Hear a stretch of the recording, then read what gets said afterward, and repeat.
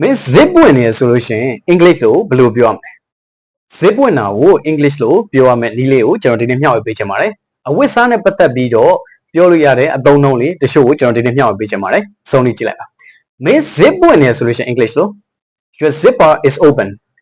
your zipper is open မင်း zip ဝင်နေပေါ့နော်ဒီလိုလေးပြောလို့ရဖြစ်ပါတယ်ကဲနောက်တစ်ခုကျွန်တော်ထပ်ကြည့်အောင်မင်းအင်ကြီးကပြောင်းပြန်ရေးဆိုလို့ရှိရင်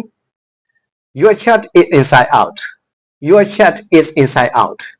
your shirt is inside out မင်းအင်ကြီးကပြောင်းပြန်ရေးပေါ့နော်ပြောင်းပြန်ရေးဝတ်ထိုင်လို့ပြောလို့ရပြီ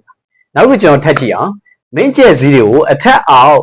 မှားပြီးတော့တွေ့ထားတယ်မငြင်းမညာတွေ့ထားတယ်ဆိုလို့ရှိရင် English လို့ your buttons are misaligned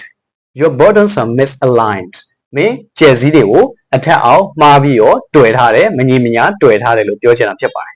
ကဲကျွန်တော်ဒီနေ့ဒီ၃ခုပေါ့နော်အဝတ်စားနဲ့ပတ်သက်တဲ့ဒီ၃ခုကိုကျွန်တော်မျှဝေပေးချင်တာဖြစ်ပါတယ်အကျိုးရှိရဆိုရင်ကျွန်တော် page ကို like and follow လုပ်ဖို့ကျွန်တော်တောင်းဆိုပါတယ် thanks for watching see you in the next video